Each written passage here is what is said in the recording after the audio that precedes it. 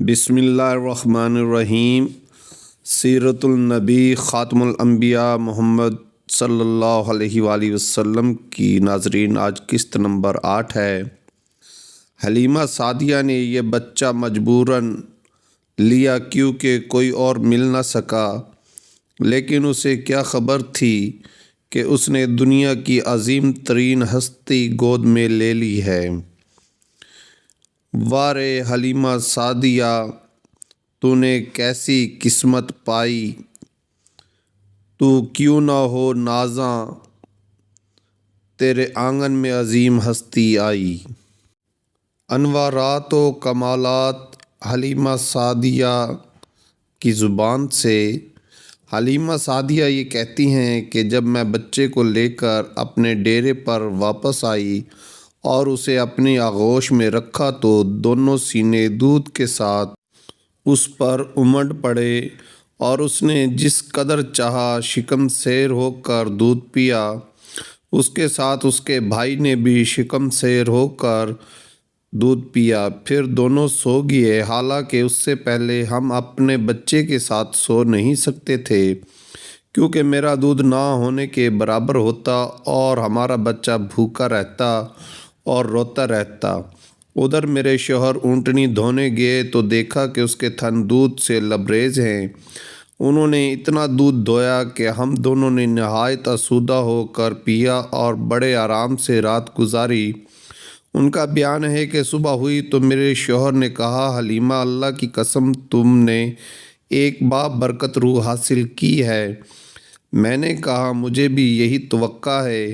حلیمہ کہتی ہیں کہ اس کے بعد ہمارا قافلہ روانہ ہوا۔ میں اپنی اسی خستہ حال اونٹنی پر سوار ہوئی اور اس بچے کو بھی اپنے ساتھ لیا، لیکن اب وہی اونٹنی اللہ کے قسم پورے قافلے کو کاٹ کر اس طرح آگے نکل گئی کہ کوئی اونٹ اس کا مقابلہ نہ کر سکا۔ یہاں تک کہ میری سہیلیاں مجھ سے کہنے لگی، او ابو ذئب کی بیٹی، ارے یہ کیا ہے، ذرا ہم پر مہربانی کر، آخر یہ تیری وہی اونٹنی تو ہے جس پر تو سوار ہو کر آئی تھی۔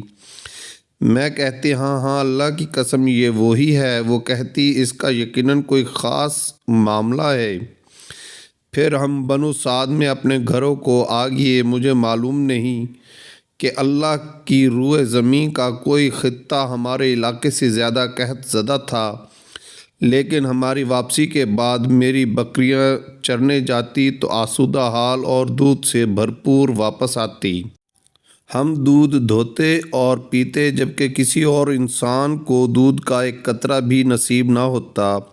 ان کے جانوروں کے تھنوں میں دودھ سرے سے رہتا ہی نہ تھا، حتیٰ کہ ہماری قوم کے شہری اپنے چرواہوں سے کہتے کہ کم بختو، جانور وہیں چروانے لے جایا کرو جہاں ابو ذئب کی بیٹی کا چرواہا لے جاتا ہے، لیکن تب بھی ان کی بکریاں بھوکی واپس آتی، ان کے اندر ایک قطرہ دودھ نہ رہتا، جبکہ میری بکریاں آسودہ اور دودھ سے بھرپور پلٹتی۔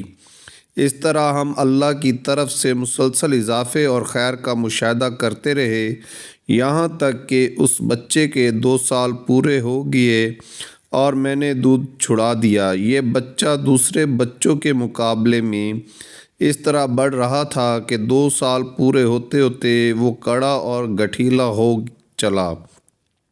اس کے بعد ہم اس بچے کو اس کی والدہ کے پاس لے گئے، لیکن ہم اس کی جو برکت دیکھتے آئے تھے اس کی وجہ سے ہماری انتہائی خواہش یہی تھی۔ چنانچہ ہم نے اس کی ماں سے گفتگو کی۔ میں نے کہا کیوں نہ آپ اپنے بچے کو میرے پاس ہی رہنے دیں کہ ذرا مضبوط ہو جائے، کیونکہ مجھے اس کے متعلق مکہ کی وبا کا خطرہ ہے۔ غرض ہمارے مسلسل اصرار پر انہوں نے بچہ ہمیں واپس دے دیا۔ واقعہ شق صدر۔ اس طرح رسول اللہ صلی اللہ علیہ وآلہ وسلم مدت رضاعت ختم ہونے کے بعد بھی بنو سعد ہی میں رہے، یہاں تک کہ ولادت کے 4 یا 5ویں سال شق صدر یعنی سینہ مبارک چاک کیے جانے کا واقعہ پیش آیا۔ اس کی تفصیل حضرت انس سے رضی اللہ تعالیٰ عنہ سے صحیح مسلم میں مروی ہے کہ رسول اللہ صلی اللہ علیہ وآلہ وسلم کے پاس حضرت جبرائیل علیہ السلام تشریف لائے۔ آپ بچوں کے ساتھ کھیل رہے تھے، حضرت جبرائیل علیہ السلام نے آپ کو پکڑ کر لٹایا اور سینہ مبارک چاک کر کے دل نکالا، پھر دل سے ایک لوتھڑا نکال کر فرمایا یہ تم سے شیطان کا حصہ ہے، پھر دل کو تشت میں زمزم کے پانی سے دھویا اور پھر اسے جوڑ کر اس کی جگہ لوٹا دیا۔ ادھر بچے دوڑ کر آپ کی ماں یعنی دایا کے پاس پہنچے اور کہنے لگے محمد قتل کر دیا گیا۔ ان کے گھر کے لوگ جھٹ پٹ پہنچے، دیکھا تو آپ کا رنگ اترا ہوا تھا۔ ماں کی آغوش محبت میں اس واقعے سے حلیمہ کو خطرہ محسوس ہوا اور انہوں نے آپ کو آپ کی ماں کے حوالے کر دیا۔ چنانچہ آپ 6 سال کی عمر تک والدہ کی آغوش محبت میں رہے۔ والدہ ماجدہ کی وفات کا ذکر انشاءاللہ اگلی قسط میں انشاءاللہ۔ کتابت کی غلطی نظر انداز کر دیجیے گا، شکریہ۔ یہ تحریر ماخوذ ہے از مولانا صفی الرحمن مبارک پوری سے۔ درود شریف پڑھ لیجئے۔ اللہم صلی علی محمد وعلی آل محمد کما صلیت علی ابراہیم